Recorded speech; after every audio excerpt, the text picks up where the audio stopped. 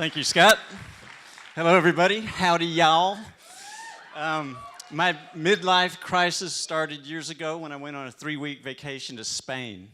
I grew up as a kid working every summer, every holiday. I worked all the way through high school and college. I'd never had more than a week off for vacation, and 3 weeks kind of broke me. I was in Spain, a week in Barcelona, a week fly fishing in a little village, and a week on a ranch overlooking Africa, this 1,000-acre ranch with this guy who owned it, who had cork trees. He had pigs that only ate fallen acorns that made the best prosciutto in all of Spain. And every night we'd smoke Cuban cigars and talk. And I thought, oh my God, I want to be a gentleman farmer when I grow up. And I went back to my office at Microsoft and stared at my screen for 6 months. And I was afraid. I thought, oh my God, I'm gonna look at a computer screen and go to meetings where people argue about an adjective on a PowerPoint slide for 40 minutes for the rest of my life, right? And so I started fantasizing about, well, I didn't fantasize. I looked into like buying an organic coffee farm in Costa Rica, or opening up a restaurant or a bar or something in the Dominican Republic. And I started checking in to all these things. But my daughter had just gotten to a cute little private school here in Seattle, and the anchor of life went down really hard. So I couldn't do anything. Luckily, my wife was a writer and a filmmaker, and she made a movie about burlesque called A Wink and a Smile that actually premiered in this theater. We sold out 2 shows in SIF. It did really well.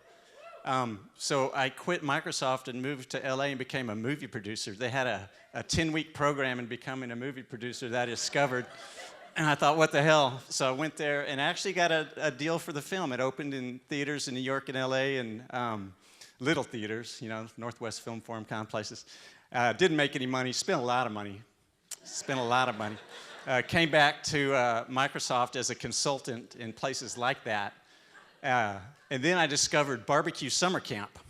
And I went to barbecue summer camp in the Meat Sciences Department of Texas A&M. Why wouldn't you? And I toured all the super famous barbecue joints in Texas. And I'm from Texas, right? My accent. I get to wear shirts like this now, by the way, when you own a barbecue joint. And I came back and I thought I could open a restaurant. And I thought, because I'd done a bunch of barbecue events, it would be easy. It wasn't easy. It was the hardest thing I've ever done in my life. I tell people I aged like a president. I'm like Obama 8 years later, after 2 years owning the restaurant. It was crazy. We had, employees like chefs, like would throw temper tantrums like you see on TV, and like grab other employees and choke them because we put chicken wings on the menu accidentally or something like that. We had people in my office crying all the time. We had customers that would come in and steal things or give us a bad Yelp review because, there was Nashville music playing instead of Texas music on our soundtrack, and we call ourselves a Texas restaurant. We have a homeless woman, I hope she's homeless, because she comes into the bathroom and destroys it like once a month. And we can't catch her. She always does it when it's busy. We've had lots of people crawl over our fence at night. We had to put razor wire up. We've got cameras everywhere.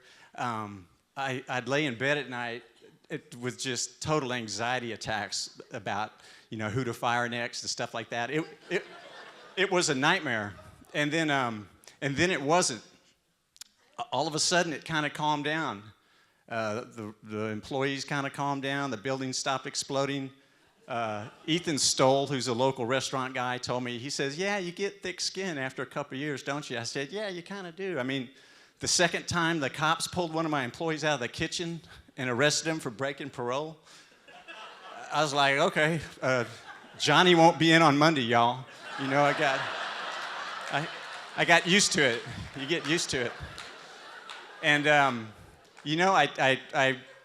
I got out of my comfort zone, and it was scary, but I got over it, and it was really cool. And I sleep like a baby now, and the only thing I worry about is what I worried about when all of this kind of started. It's like, am I making the most of my life? Am I going for it? So that's my encouragement to all of you, is just go for it. Thank you very much. Great job. Great job.